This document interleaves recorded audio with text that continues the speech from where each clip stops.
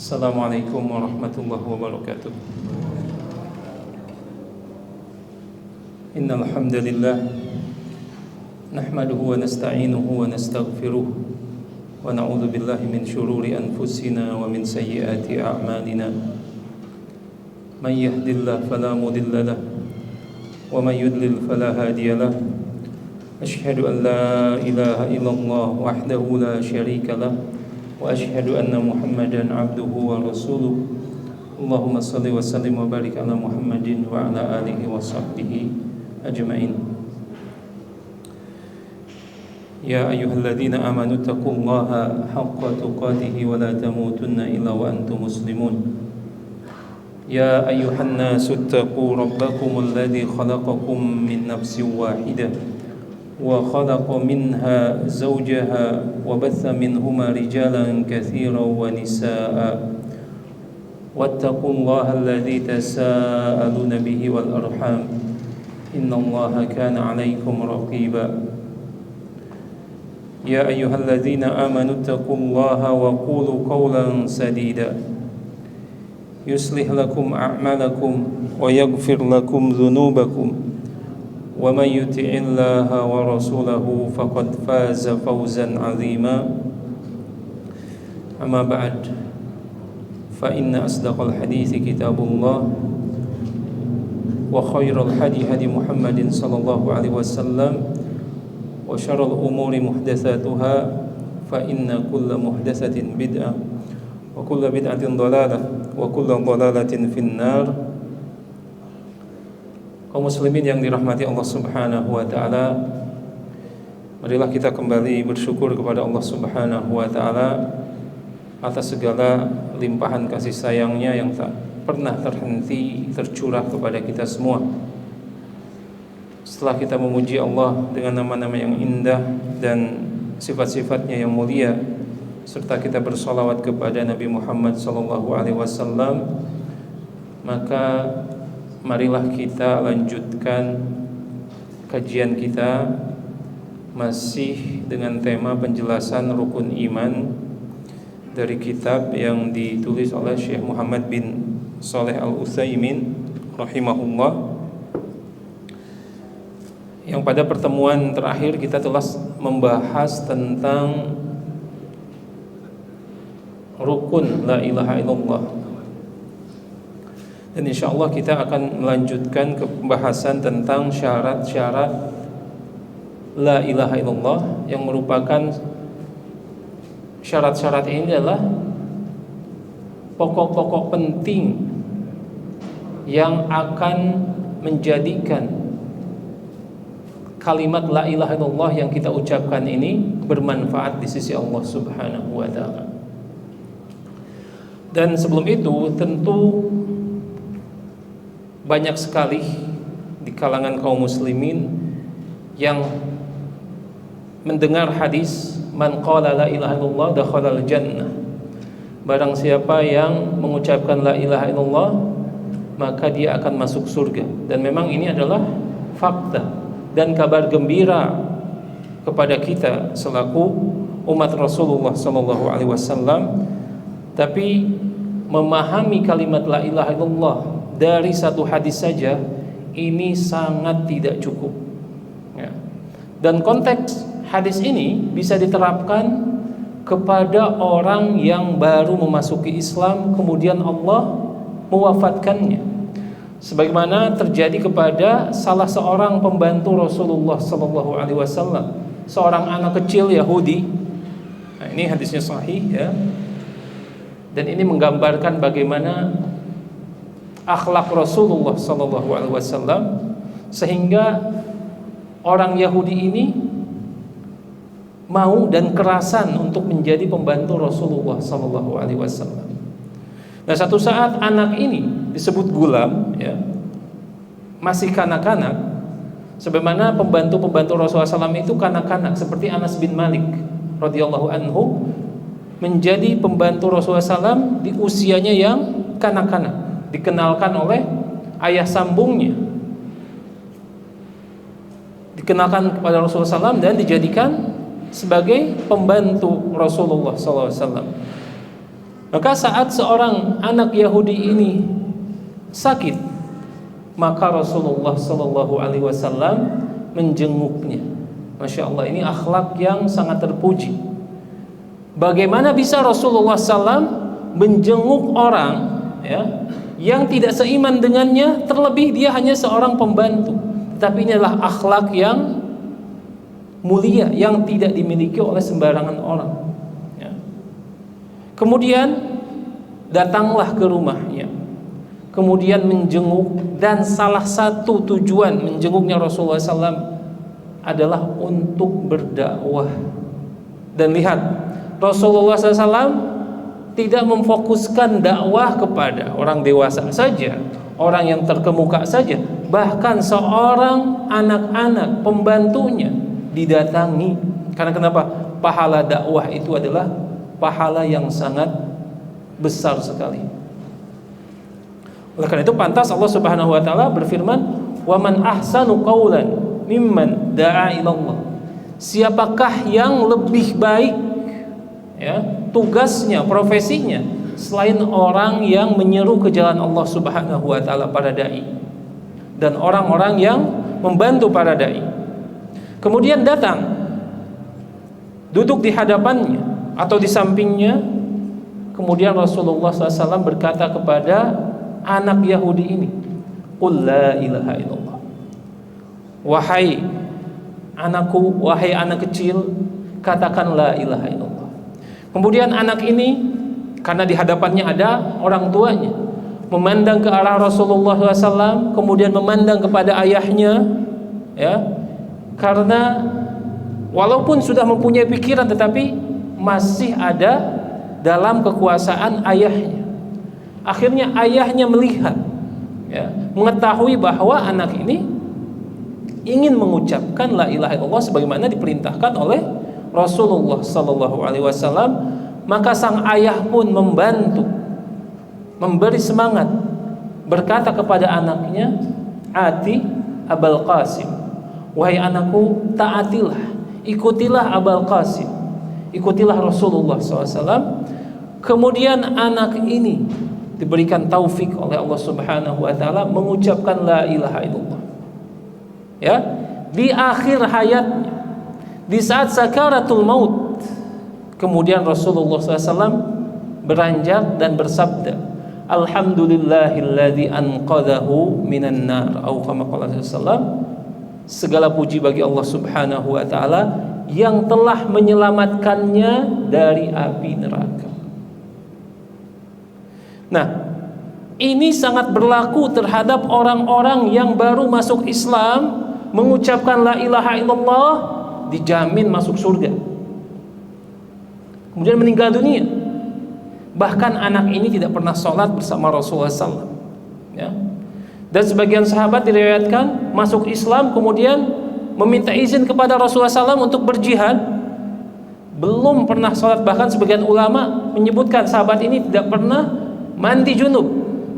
Tetapi kandungan la ilaha illallah yang diucapkan oleh sahabat ini ikhlas dari hatinya, yakin dengan seyakin-yakinnya, membuat kalimat la ilaha illallah ini sangat bermanfaat ketika diucapkan. Orang-orang seperti ini tidak diragukan, man qala la ilaha illallah dakhalal jannah. Tetapi berbeda dengan kita yang sudah mengucapkan la ilaha illallah puluhan tahun yang lalu ya, tetapi tidak mengerti tentang syarat-syaratnya, tidak mengerti tentang makna-maknanya. Ini akan ada hisab tertentu ya. Karena orang munafik pun mengucapkan la ilaha illallah. Apa yang membedakan kita dengan orang munafik ya? Nah, ini yang akan kita perjelas. Telah saya sampaikan di pertemuan yang lalu bahwa syarat la ilaha illallah itu ada 7 ya. Sebagaimana saya akan mengutip sebuah tulisan dari Syekh Fadilatul Syekh Abdul Razak bin Badar hafizahullah ya. Beliau adalah anak dari seorang muhadis di zaman ini, Syekh Abdul Muhsin, bahwa beliau menyebutkan di dalam tulisannya Thumma ilaika bayanu kulli syartin min hadhihi syurut ma'a dzikri dalilihi minal kitabi was sunnah. Setelah beliau menyebutkan bahwa syarat la ilaha illallah ini ada 7 perkara, maka beliau akan menyebutkan setiap poin bersama dalil-dalilnya agar kita lebih memahami dan agar kita lebih meyakini dan menghayati setiap poin ini. Yang pertama adalah al-ilmu bima'naha al-murada minha nafyan wa isbatan. Yang pertama adalah ilmu tentang maknanya, dan ini sudah kita bahas di pertemuan yang lalu ya. Maknanya ini paling tidak mengandung penafian dan penetapan, penolakan terhadap segala bentuk peribadahan kepada selain Allah, dan menetapkan hanya untuk Allah Subhanahu wa taala peribadahan yang murni. Wadzalika bi an tanfi jami'a anwa'il ibadah an kulli man siwallahi wa tusbita dzalika lillahi wahdahu kama fi qoulihi ta'ala iyyaka na'budu wa iyyaka nasta'in. Yaitu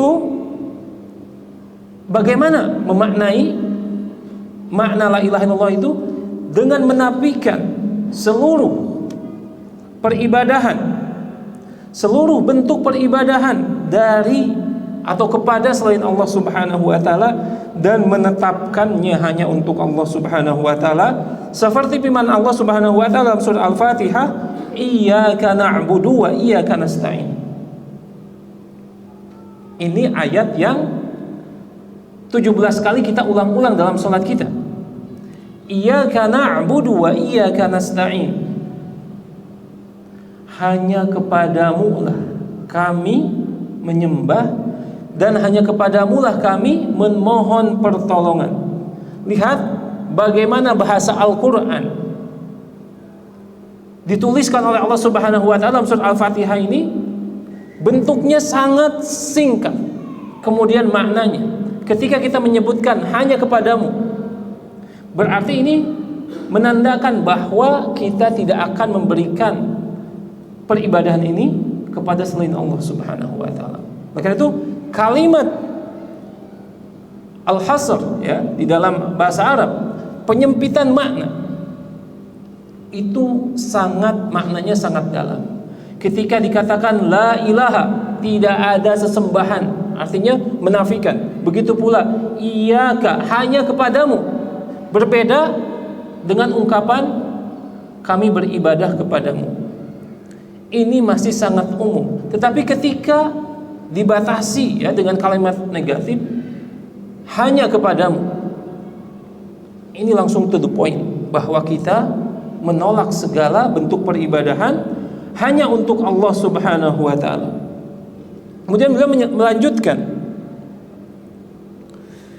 na'buduka wahdaka la na'budu ghairaka. Artinya apa? Kami hanya beribadah kepadamu dan tidak beribadah kepada selain engkau wahai Allah Subhanahu wa taala. Wa nasta'inu bika wa la nasta'inu bi ghairika. Dan kami hanya memohon pertolongan kepadamu dan tidak memohon pertolongan kepada selainmu. Dan ini pun sebagaimana pengucapan la ilaha illallah. Tiada ilah yang berhak disembah kecuali Allah Subhanahu wa taala. Kemudian yang selanjutnya beliau melanjutkan, fala budda liqa'ili la ilaha illallah minal ilmi bima'naha. Jadi setiap yang melafadzkan la ilaha illallah harus benar-benar mengetahui maknanya. Karena Allah Subhanahu wa taala berfirman dalam surat Muhammad ayat 19, fa'lam annahu la ilaha illallah wastaghfir li dzambika walil mu'minin. Allah Subhanahu wa taala berfirman dalam surat Muhammad ayat 19, fa'lam, maka ketahuilah, maka ilmuilah, maka pelajarilah bahwa sesungguhnya tidak ada ilah yang berhak disembah kecuali Allah Subhanahu wa taala. Setelah itu Allah memberikan pilihan hak kita untuk apa? Wastaghfir li dzambik. Setelah itu baru silahkan memohon ampun kepada Allah Subhanahu wa taala. Kemudian beliau melanjutkan, qala ahlu tafsir, dalam firman yang lain surat Az-Zukhruf ayat ke-86 di mana Allah Subhanahu wa taala berfirman, illa man syahida bil haqqi wa hum ya'lamun, kecuali orang-orang yang bersyahadat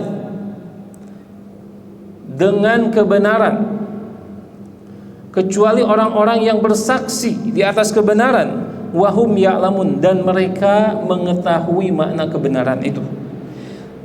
Qala ahlu tafsir, berkata para ahli tafsir, illa man syahida bila ilaha illallah wahum ya'lamun. Maknanya adalah kecuali orang-orang yang bersyahadat, orang-orang yang bersaksi dan mengucapkan la ilaha illallah dan mereka mengetahui maknanya. Jadi ini ungkapan yang sangat jelas dari beliau bahwa ucapan la ilaha illallah tanpa pengetahuan yang benar tentang maknanya ini tidak akan bermanfaat diucapkan oleh manusia, kecuali orang-orang yang baru masuk Islam, dan bahkan orang-orang yang tidak meyakini memang dihukumi muslim selama di dunia. Oleh karena itu saya sudah sampaikan tentang hadis Khalid bin Walid ketika diutus ke sebuah kaum yang mereka itu berbicara dengan bahasa daerah, lahjah amiyah, bukan dengan bahasa resmi Al-Quran. Ketika diserang oleh Khalid, salah seorang di antara mereka menyebutkan soba'na, ya. Tapi Khalid ini tidak peduli, dibunuh. Kemudian dilaporkan oleh kepada Rasulullah SAW bahwa maksudnya soba'na itu adalah kami telah tunduk kepada Allah Subhanahu wa taala. Bermakna kami masuk Islam. Tapi Khalid tidak peduli. Oleh karena itu Rasulullah SAW berlepas diri ya tentang apa yang dilakukan Khalid, dan di riwayat lain yang dilakukan oleh Usama.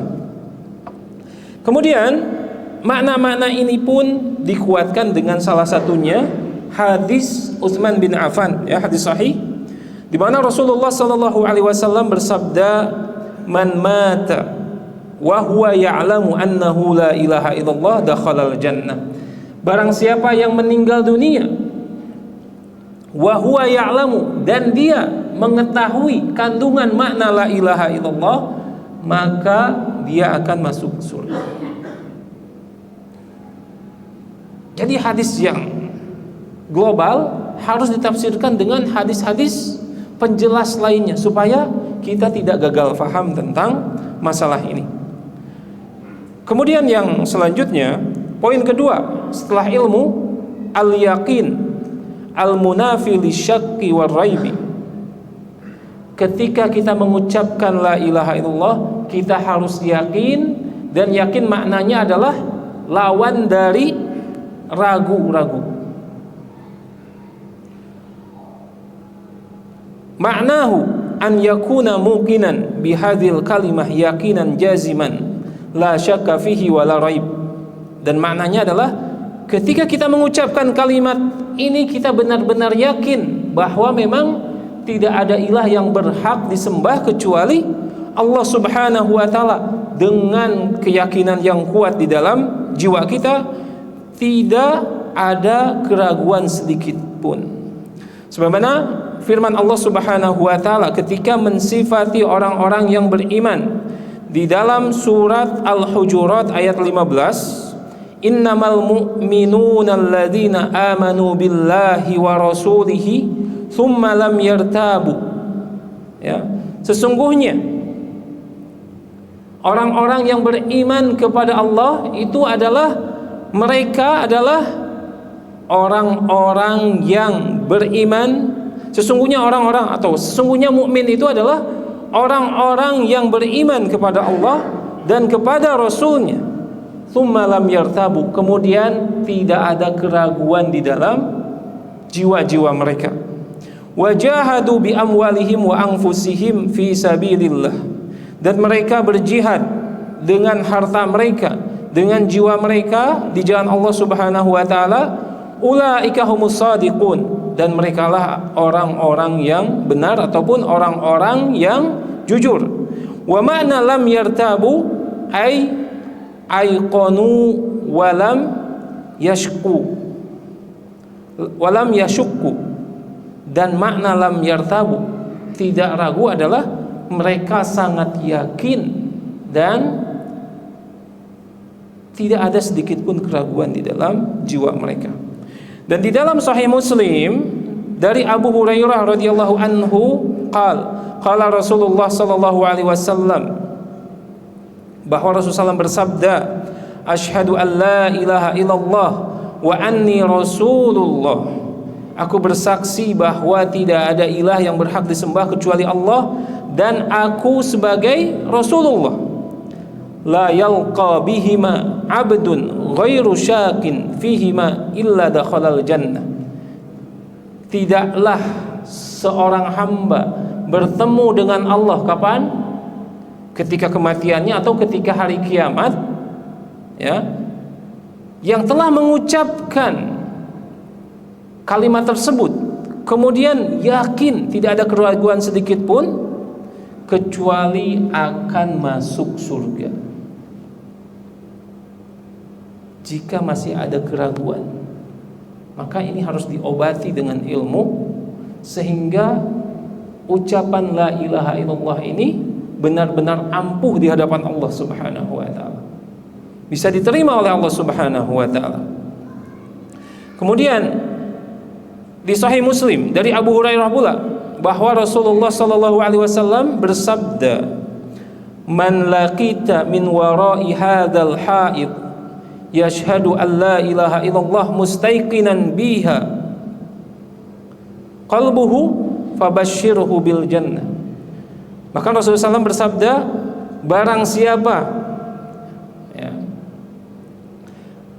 siapa saja orang yang engkau temui di balik penghalang ini.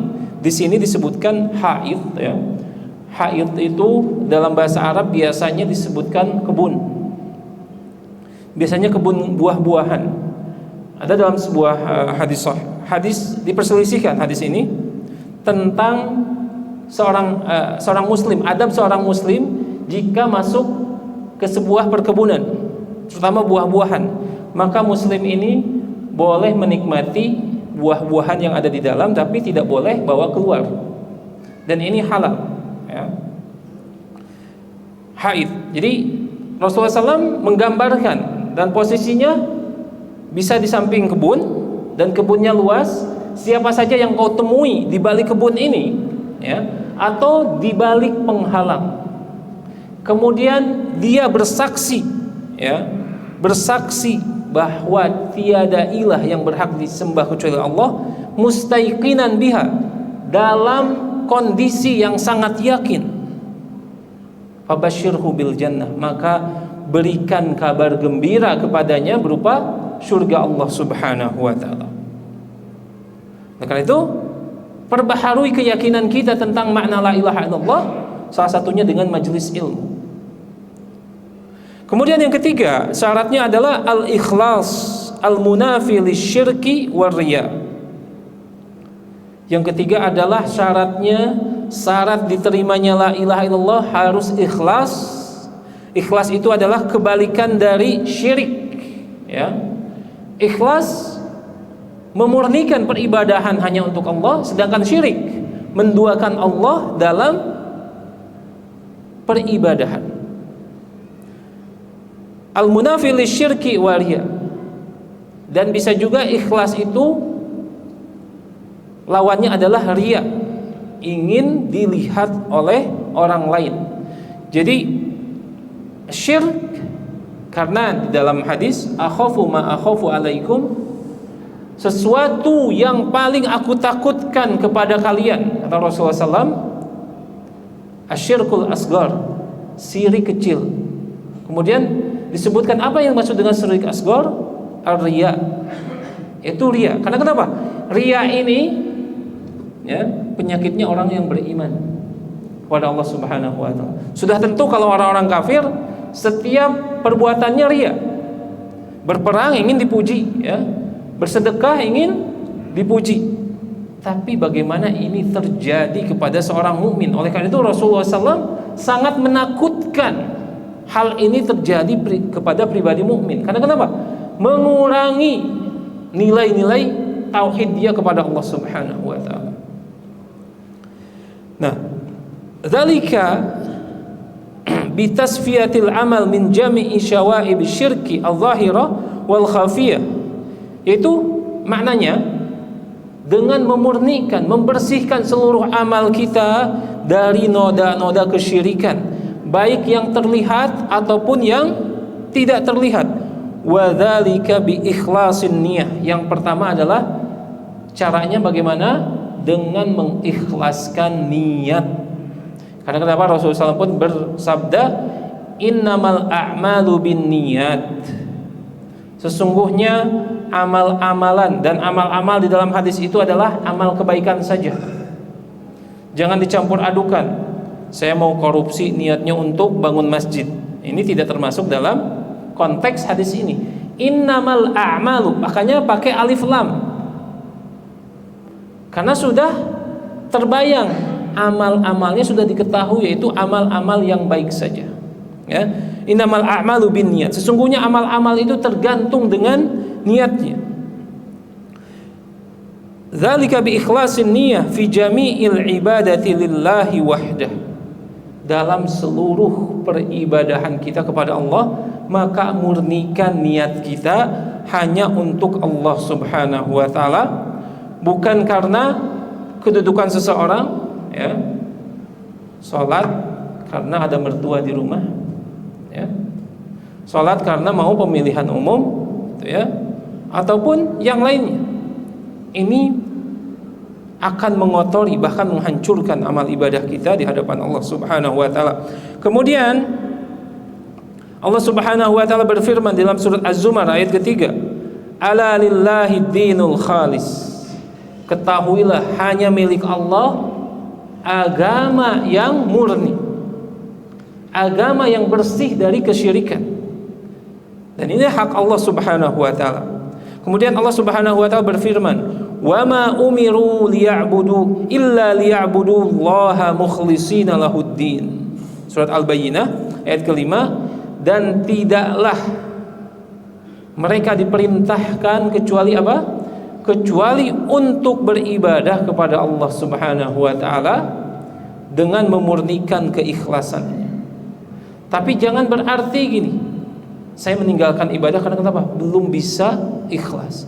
Justru ikhlas ini adalah satu yang harus dipelajari, harus digali, harus dipraktekkan.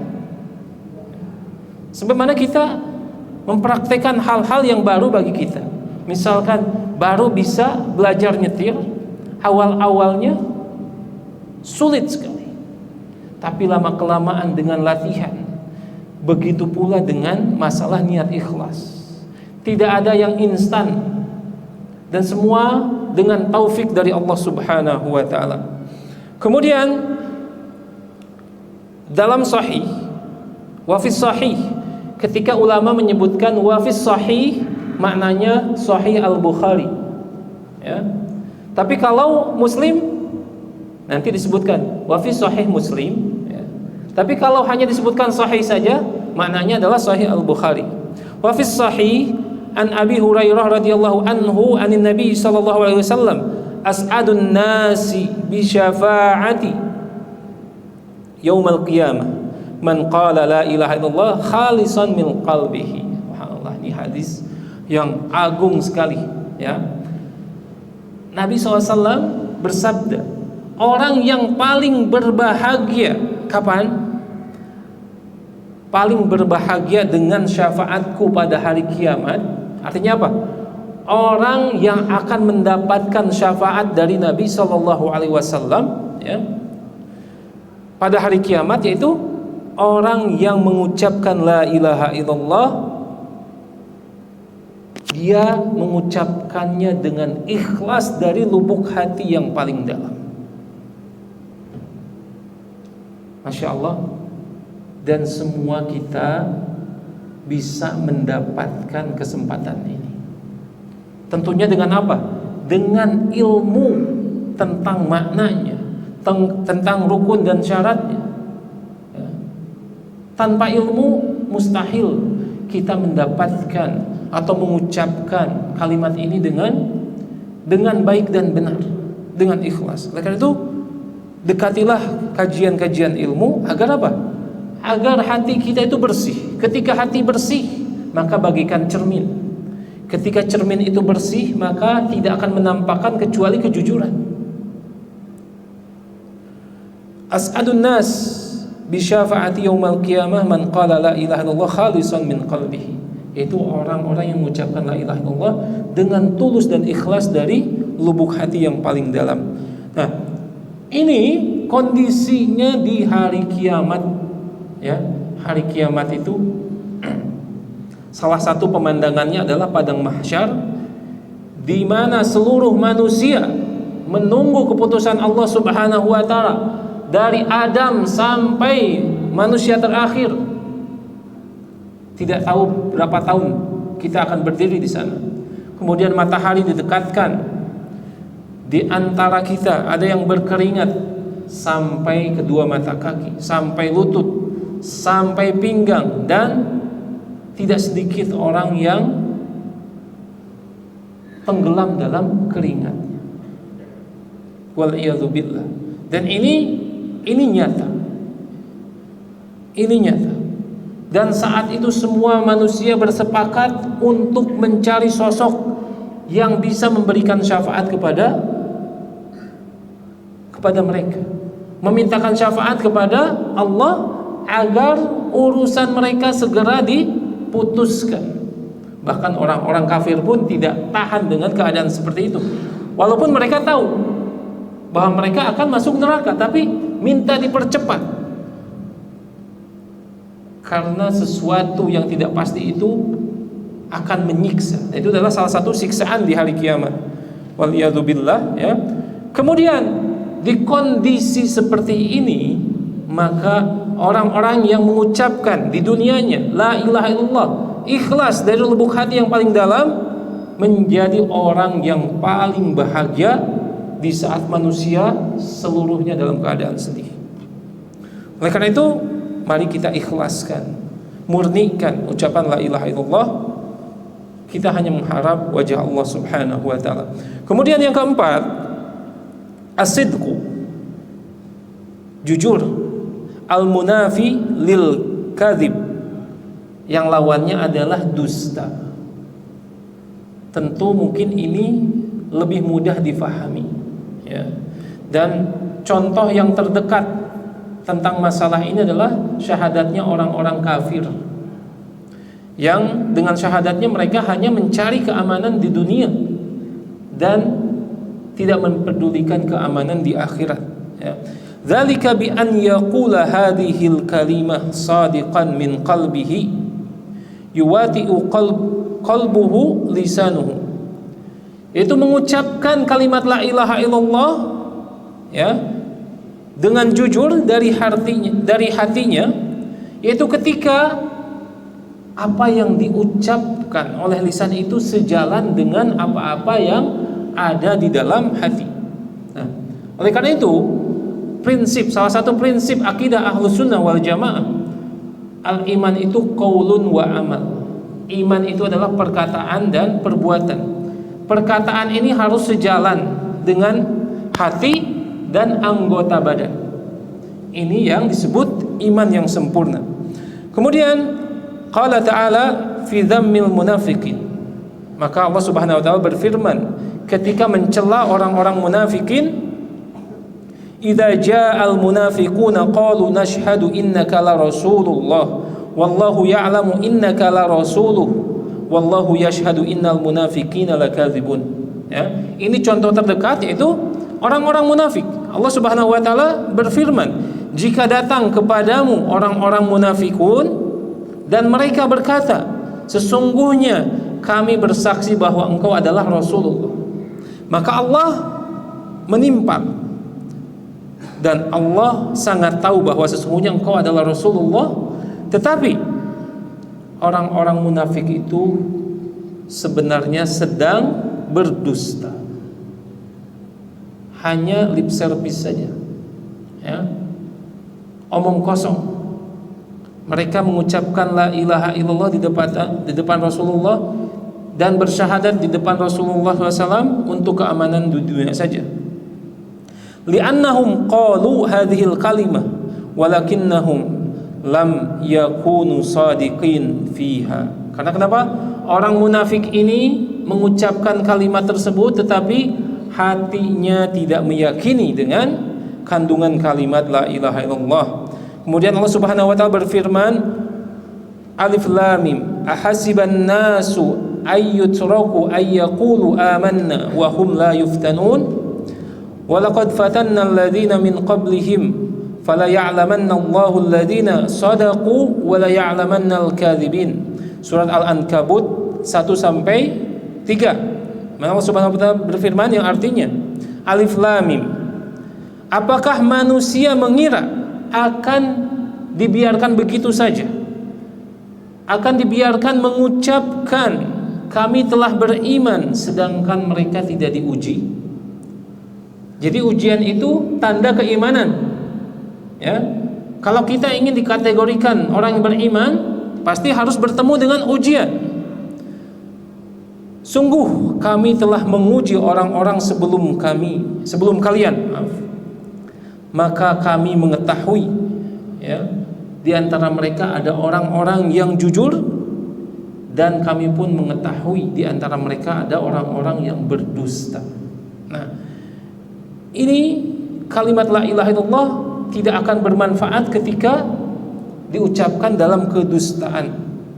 Wa fi sahihaini, dan di dalam sahihaini, dua kitab sahih, berarti kitab sahih Bukhari dan sahih Muslim, dari Muadz bin Jabal radhiyallahu anhu anin Nabi sallallahu alaihi wasallam, ma min ahadin yashhadu an la ilaha illallah wa anna Muhammadar Rasulullah sidqan min qalbihi illa harramahu Allahu 'alan nar.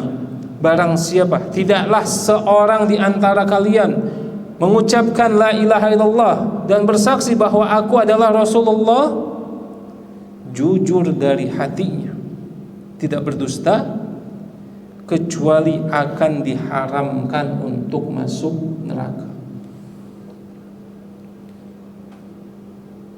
Kemudian yang kelima,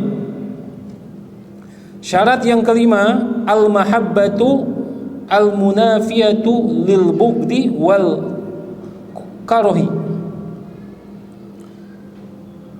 Ketika kita mengucapkan la ilaha illallah, kita harus dalam kondisi mencintai kalimat ini, dalam kondisi mencintai kandungan kalimat ini, mencintai Allah dan Rasulnya.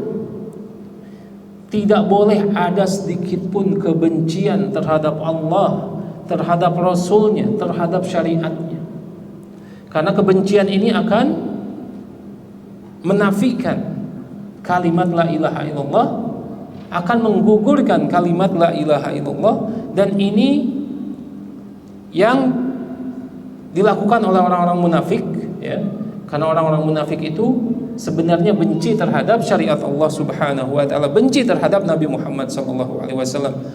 Wa dzalika bi an yuhibba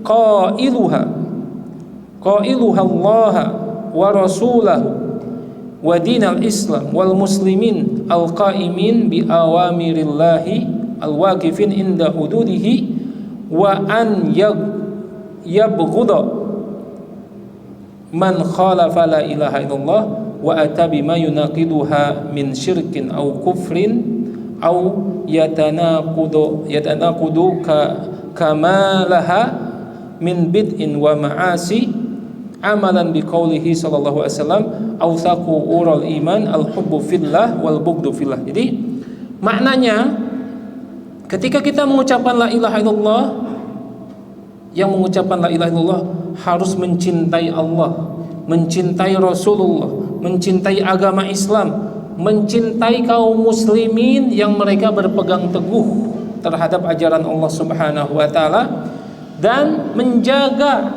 larangan-larangan Allah Subhanahu wa taala. Kemudian dan membenci orang-orang yang menyelisihi la ilaha illallah. Ya, baik karena kekufuran ataupun kesyirikan, maka tidak akan terdapat di hati seorang mukmin rasa cinta terhadap kekufuran dan terhadap orang-orang kafir. Sebagaimana sabda Rasulullah sallallahu alaihi wasallam, "Awsaqu ural iman al-hubbu fillahi wal bughdu fillah." Tali ikatan iman yang paling kuat itu adalah mencintai dan benci karena Allah Subhanahu wa taala. Ya. Insyaallah kita akan lanjutkan setelah salat Isya. Wassallallahu ala nabiyyina Muhammadin wa ala alihi washabbihi ajmain. Al-inqiyad al-munafi litark. Jadi poin yang keenam dari syarat-syarat la ilaha illallah, al-inqiyad. Al-inqiyad maknanya adalah tunduk dengan konsekuensi atau dengan kandungan kalimat la ilaha illallah. Dan lawannya adalah tidak tunduk atau meninggalkan perintah. Fala budda liqa'il la ilaha illallah an yunqadu li syar'illahi. Setiap orang yang mengucapkan la ilaha illallah harus tunduk kepada syariat Allah Subhanahu wa taala dan tunduk terhadap hukumnya dan berserah diri kepada Allah Subhanahu wa taala. Dan Allah Subhanahu wa taala berfirman di dalam surat Az-Zumar ayat ke-54, "Wa anibu ila rabbikum wa aslimu lah." Maka kembalilah kepada Tuhan kalian dan berserah dirilah kepadanya. Wa qala ta'ala, "Wa man ahsana dinan mimman aslama wajhahu lillahi wa huwa muhsin." Dalam surat An-Nisa ayat 125 Allah Subhanahu wa taala berfirman, siapakah yang lebih baik agamanya daripada orang-orang yang berserah diri mengharapkan wajah Allah Subhanahu wa taala dan dia dalam keadaan berbuat baik. Wa ma'na aslimu aslama, ya.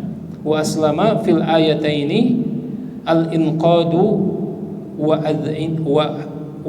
ad'in. Dan maknanya adalah tunduk, patuh terhadap ketentuan yang telah Allah Subhanahu wa taala tetapkan kepada setiap manusia. Dan yang ketujuh, al-qabul al-munafi lirad. Ketika kita mengucapkan la ilaha illallah, kita benar-benar harus menerima seluruh kandungan konsekuensi la ilaha illallah. Fala budda min qabulin hadhil kalimah qabulan haqqan bil qalbi wal lisan. Harus menerima dengan hati dan lisannya. Wa qad qassallahu fil Qur'an al-Karim alaina anba man qad sabaqa mimman anjahumullahu liqabulihim la ilaha illallah wa intiqamihi wa ihlakihi liman raddaha lam yaqbaluha. Qala ta'ala, thumma nunaji rusulana walladzina amanu kadzalika haqqan alaina nunjil mu'minin. Jadi telah diceritakan oleh Allah Subhanahu wa taala bagaimana orang-orang yang menerima la ilaha illallah dan menghancurkan orang-orang yang menolak kalimat la ilaha illallah, seperti dalam surat Yunus. Kemudian kami menyelamatkan rasul-rasul kami dan orang-orang yang beriman. Dan demikianlah benar-benar nyata dan kewajiban kami untuk menyelamatkan orang-orang yang beriman. Kemudian di dalam surat As-Saffat, innahum kanu idza qila lahum la ilaha illallah yastakbirun wa yaquluna a inna la tariku alihatina li syairin majnun. Dalam surah As-Saffat ayat ke-35 dan ke-36 menceritakan orang-orang kafir di zaman Rasulullah sallallahu alaihi wasallam. Innahum kanu idza qila lahum. Jadi mereka ketika di dunia jika dikatakan la ilaha illallah kepada mereka, maka mereka sombong, menolak, tidak menerima ajakan Rasulullah sallallahu alaihi wasallam untuk mengucapkan la ilaha illallah. Wa yaquluna a inna latariku alihatina li syairin majnun. Apakah kami harus meninggalkan Tuhan-Tuhan kami dan mengikuti seorang penyair yang gila? Nah, inilah syarat-syarat la ilaha illallah yang harus kita penuhi dan harus ada di dalam setiap jiwa muslim. Supaya apa? Supaya kalimat la ilaha illallah yang kita ucapkan benar-benar menjadi kunci surga, dan kalimat la ilaha illallah yang kita ucapkan menjadi sebab dibukakannya pintu surga untuk kita semua. Sebagaimana firman Allah, sabda Rasulullah SAW, man qala la ilaha illallah dakhalal jannah. Kemudian dalam hadis yang lain bahwa kunci surga itu adalah kalimat la ilaha illallah. Dengan demikian maka marilah kita perdalam dan perbaharui kalimat la ilaha illallah dari mulai